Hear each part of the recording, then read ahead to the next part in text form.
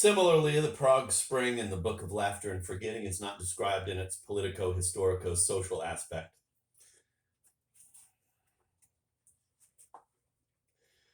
but as a fundamental existential situation. Man, a generation of men, acts, makes a revolution, but his action slips out of his control, ceases to obey him. The revolution rages, kills, destroys. He thereupon does his utmost to recapture and subdue that disobedient act. A new generation starts an opposition, reformist movement. But in vain, once out of our hands, the act can never be recaptured. Which recalls the situation of Jacques Le Fatalist that you discussed at the beginning, Kundera. But this time, it's a matter of a collective historical situation. CS. To understand your novels, is it important to know the history of Czechoslovakia? Kundera. Know whatever needs to be known of it, the novel itself tells. CS. Reading novels doesn't presume any historical knowledge. Kundera. We have the history of Europe from the year 1000 up to our time.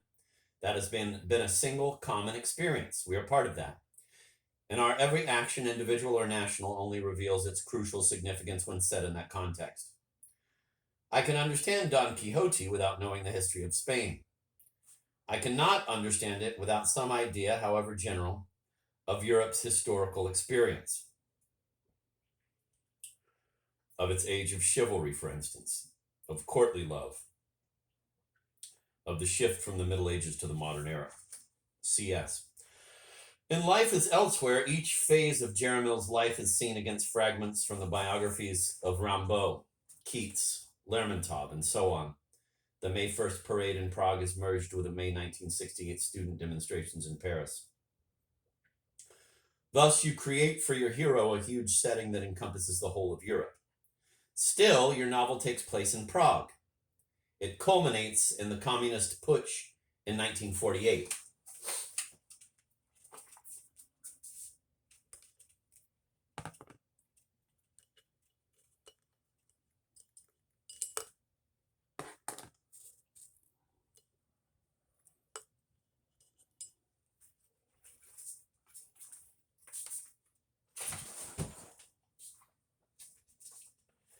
Kundera. For me, it is a novel of the European Revolution as such, in its condensed form. CS. European Revolution, that putsch. An import, moreover, from Moscow. Kundera. However inauthentic it was, that putsch was experienced as a revolution. With all its rhetoric, its allusions, reflexes, actions, crimes, I see it today as a parody, condensation of the European revolutionary tradition, as the continuation and grotesque fulfillment of the era of European revolutions. Just as the hero of that book, Jaramil, the continuation of Victor Hugo and Rimbaud, is the grotesque fulfillment of European poetry. Jaroslav, in The Joke, continues the age-old history of popular art at a time when that art is vanishing. Dr. Havel, in Laughable Loves, is a Don Juan at a time when Don Juanism is no longer possible. Franz, in The Unbearable Lightness of Being, is the last melancholy echo of the grand march of the European left.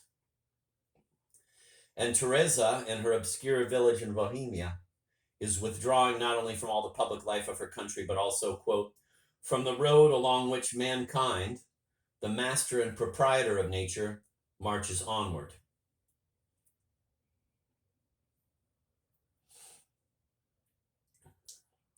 All these characters fulfill not only their personal histories, but also the supra-personal history of the European experience.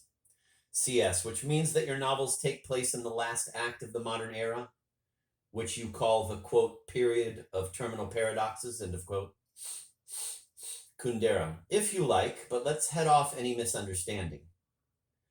When I wrote Havel's story in Laughable Loves, I had no intention of describing a Don Juan in a time when the adventure of Don Juanism was ending.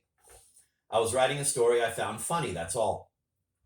All these reflections on terminal paradoxes, etc., did not precede my novels, but proceeded from them. It was while I was writing The Unbearable Lightness of Being that, inspired by my characters, all of whom are in some fashion withdrawing from the world, I thought of the fate of Descartes' famous formulation: man as, quote, master and proprietor of nature.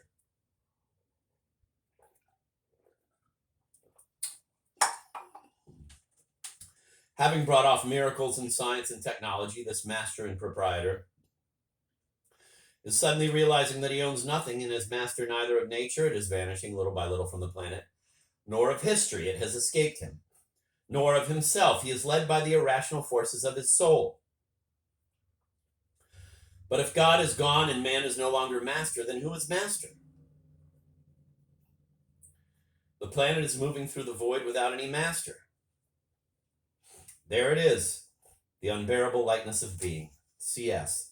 Still, isn't it an egocentric mirage to see the present time as the special moment, the most important of all? That is, the moment of the end. How many times already has Europe believed it was living through its end, its apocalypse? MK. Kundera. Among all those terminal paradoxes, there is also the one of the end itself. When a phenomenon announces in advance its imminent disappearance, many of us hear the news and perhaps even regret it, but when the agony draws to a close, we are already looking elsewhere. The death becomes invisible. It's some time now since the river, the nightingale, the paths through the fields have disappeared from man's mind. No one needs them now. When nature disappears from the planet tomorrow, who will notice? Where are the successors to Octavia Paz, to Rene Char? Where are the great poets now? Have they vanished, or have their voices only grown inaudible? In any case, an immense change in our Europe, which was hitherto unthinkable without its poets. But if man has lost the need for poetry, will he notice when poetry disappears? The end is not an apocalyptic explosion. There may be nothing so quiet as the end.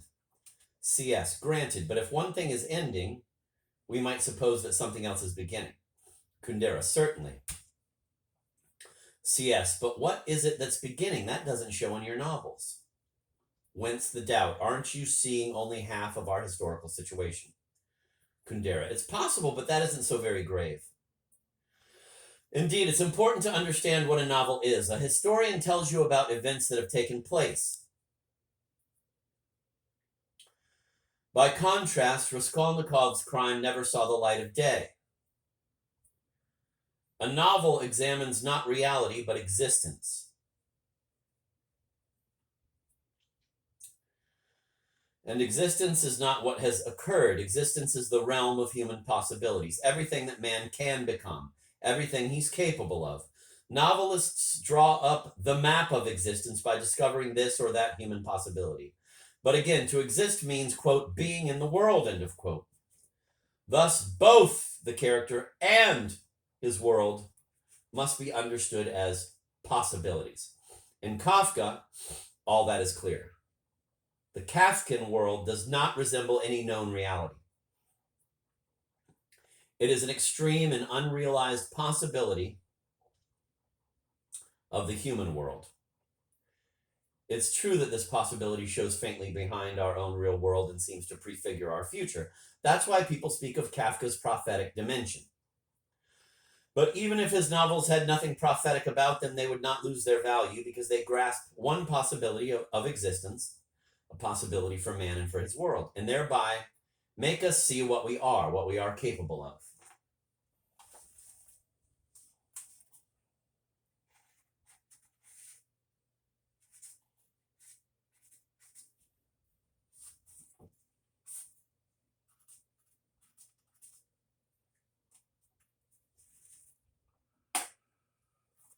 But your own novels are located in a world that is thoroughly real. Kundera. Remember Brock's The Sleepwalkers, a trilogy that encompasses 30 years of European history. For Brock, that history is clearly defined as a perpetual disintegration of values. The characters are locked into this process as in a cage and must find a way of living that suits the progressive disappearance of common values. Brock was, of course, convinced of the correctness of his historical judgment. That is, convinced that the possibility of the world he was describing was a possibility come true. But let's try to imagine that he was mistaken and that parallel to this process of disintegration, another process was at work, a positive development that Brock was unable to see. Would that make any difference to the value of the sleepwalkers? No, because the process of disintegration of values is an indisputable possibility of the human world. To understand man flung into the vortex of that process, to understand his gestures, his attitudes, that's all that matters. Brock discovered an unknown new territory of existence. Territory of existence means possibility of existence. Whether or not that possibility becomes a reality is secondary. CS, the period of terminal paradoxes where your novels are located, must be considered then not as reality, but as possibility. Kundera, a possibility for Europe, a possible vision of Europe, a possible situation for man. CS, but if you are trying to grasp a possibility rather than a reality, why take seriously the image you offer of Prague, for example, and of the events that occurred there? Kundera, if the writer considers a historical situation a fresh and revealing possibility of the human world, he will want to describe it as it is. Still, fidelity to historical reality is a secondary matter as regards the value of the novel. The novelist is neither historian nor prophet. He is an explorer of existence.